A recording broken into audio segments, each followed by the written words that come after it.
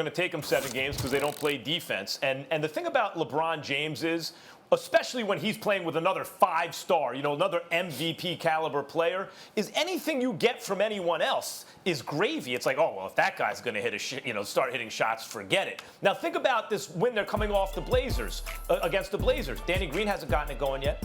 J.R. Smith hardly played, didn't score. Kyle Kuzma, supposed to be the 3rd leading scorer, didn't do much. They're just doing this behind LeBron and AD right now. Stephen A., eventually, Danny Green's history says he's going to start getting hot.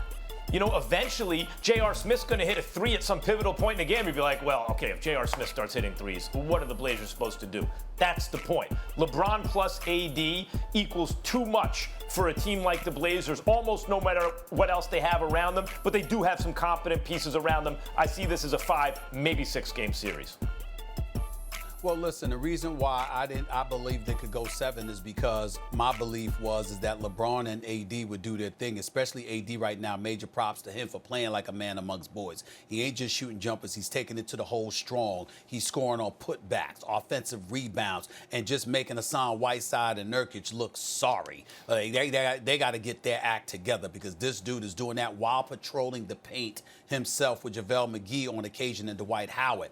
But the reason why I would tell you I thought it was going 7 games, and I'm still holding out hope for that, is because I think that Portland can score on anybody. What I will give the Lakers credit for is that their defense has been impressive. And Kentavious Caldwell-Pope has come off the bench, and in the last 2 games is shooting 7 of 14 from 3-point range. That's 50% shooting from 3-point range. And he's got like 16 and 13 points respectively. When you're getting a guy like him with Danny Green hitting occasional spot-up 3s or Kyle Kuzma giving his contribution, you're absolutely right. Portland doesn't have a chance.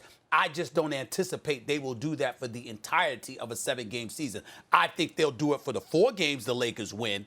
But I think 2 to 3 games, and I'm predicting 3 games, that may not happen. And as a result, Portland will be in position to make some noise and push this to 7 games before losing the series. But it's about Dame, it's about CJ, and then, of course, you got to look at Gary Trent. He's being exhausted having to guard LeBron. Stouts is going to have to free him up a little bit. And Nurkic with these weak, soft moves to the basket, trying to throw up finger rolls from 10 feet away from the basket and all of this nonsense. What the hell are you doing? It's Anthony Davis down there. Yeah. You got to be a man, and on the offensive side of the ball, be a presence and make some noise. That's what they're going to have to do. I'm thinking they're going to do it for 3 games, not 2, and this series will go 7 before the Lakers will close them out. But Kentavious Caldwell-Pope is an X factor. The way he's playing the last 2 games, he could help them take out Portland in 5.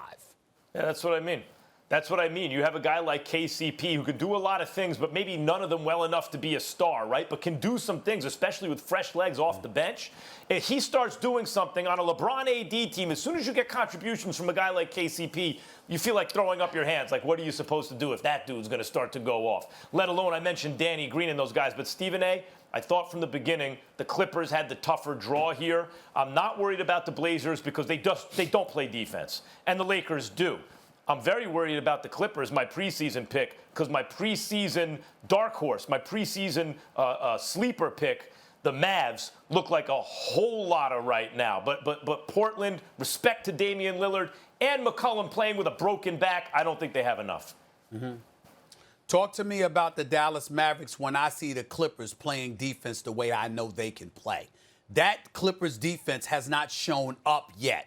Now, obviously, that could be because of Doncic and Porzingis. I don't think so. I think the men on the Clippers show up and show up defensively. And I think you will find a PG, a Paul George sighting. Thanks for watching ESPN on YouTube. For live streaming sports and premium content, subscribe to ESPN+.